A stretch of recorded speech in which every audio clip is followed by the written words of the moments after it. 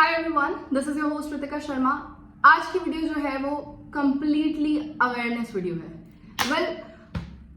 एक मार्केट में बड़ा तगड़ा माहौल होता है। जब भी कोई एग्जाम का रिजल्ट आसपास आने वाला होता है, हम एक चीज को जोरों शोरों से गूगल करते हैं, यूट्यूब पे देखते हैं और जितने भी ऑनलाइन प्लेटफॉर्म है जहां से ये इन्फॉर्मेशन हमें मिल सकती है वो है हमारी कट ऑफ की जानकारी, कट ऑफ प्रिडिक्ट करवाने की कोशिश।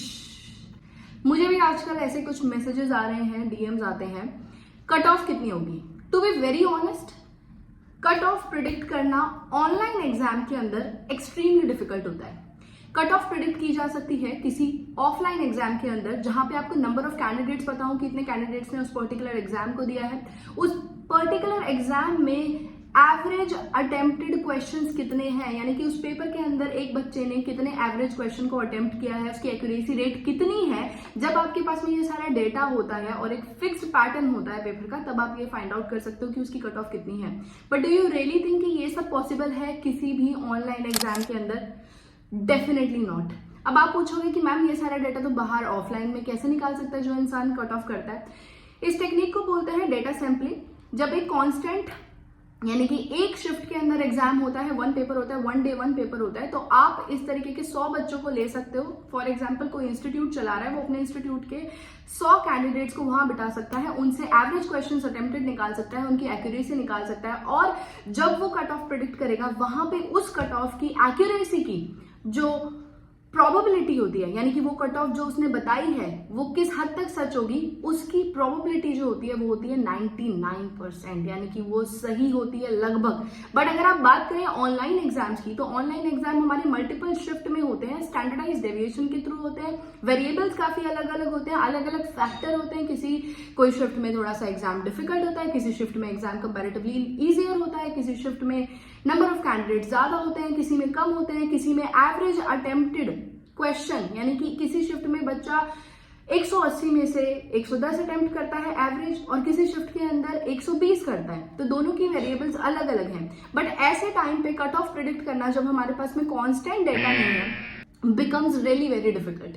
एंड ये मेरे लिए बहुत ज्यादा पेनफुल चीज है जब मैं देखती हूँ कि कट ऑफ प्रिडिक्ट की जाती है। For example, now this is my open question to you all. If I predict right now that cutoff is going to be 125, just an example. अब मैं यहाँ पे क्या कर रही हूँ? I'm playing with the hope of kids. जो ये वीडियो देख रहा है, जिसको मैंने बोला कि कट ऑफ है 125, अब उसको लगता है कि ठीक है, जिसके 125 से कम नंबर है, I just did injustice to them, और जिनके 125 से ऊपर है वो तो बहुत खुश हो जाएंगे कि वाओ वी आर इन, और मैं गलत हो गई तो मैंने दोनों के साथ ही गलत कर दिया। क्या पता मेरे एक वर्ड से कुछ लोग इन्फ्लुएंस हो गए और उनको लगा, हालांकि 100 में से ज्यादा लोग इन्फ्लुएंस नहीं होते हैं, 2 लोग होंगे जो अपनी तैयारी करना छोड़ेंगे। आप खुद सोचो, अगर आपको किसी ने बोला कि बेटा कट ऑफ जाएगी 130 और 130 से नीचे वाले सारे बच्चे, क्या आप अपनी तैयारी करना छोड़ दोगे? बी ऑनेस्ट, नहीं छोड़ोगे ना। या फिर जिसके 136 नंबर है, 140 नंबर है, वो भी तैयारी करना छोड़ देगा कि यार मेरे तो बहुत सारे नंबर आ गए यार कट ऑफ से, क्या जरूरत है मुझे इंटरव्यू की तैयारी करने के लिए, क्या जरूरत है मुझे नेक्स्ट ईयर की एग्जाम की तैयारी करने के लिए। सो कट ऑफ प्रिडिक्ट करना is nothing but just playing with the hope, और वो बहुत गलत है, क्योंकि मैं गलत हो गई उस टाइम पे, then who will be responsible? अगर मुझे 1000 लोग भी देख रहे हैं राइट नाउ, तो I think this is the worst thing that I can ever do, क्योंकि मेरे पास कांस्टेंट डेटा नहीं है, मेरे नहीं, किसी और के पास भी नहीं है। Whosoever is telling the cut off is purely अ तुक्का इन दी ऑनलाइन वर्ल्ड, और उसको प्रिडिक्ट करना पूरी तरीके से गलत है। इसलिए मैं कहती हूँ कि आपको पता है, आपको तैयारी तो करनी है, चाहे वो इस साल काम आए या अगले साल काम आए। किसी के कहने से ना आप छोड़ोगे ना आप करोगे, और सारे प्रैक्टिकल फैक्टर्स मैंने आपको बता दी कि क्यों डिफिकल्ट होता है।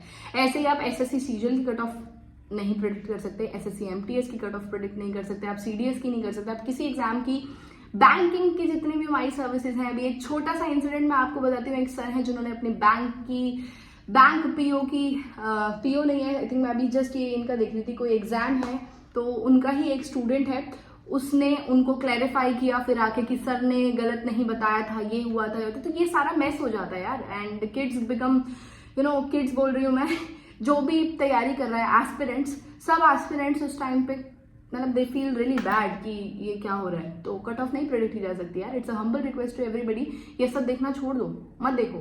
फिर भी खैर भारत एक डेमोक्रेटिक कंट्री है, आप लोग देखोगे, बट जिनको सही लगता है वो मत देखो, क्योंकि मुझे नहीं लगता कि कोई भी वैलिड कट ऑफ प्रेडिक्ट कर सकता है। तुक्का किसी का भी लग सकता है, एंड बाद में ना तुक्के जब लगते हैं ना तो फिर वो वैलिडेट हो जाता है। उन सर ने कहा था थॉर्नडाइक की हिडन ट्रायल हो जाएगा, उन्होंने ट्रायल किया था एंड लाइक दैट। मैम ने कहा था ये था तो सही हो गया, राइट? तो just don't watch the cut off, that's it. Those who are predicting, it's okay, they have different motives behind it, but you should not. That's my only request to you. This was your host Ritika Sharma. I'll meet you in the next video with the 3 best channels that are useful for your demo preparation. Bye bye.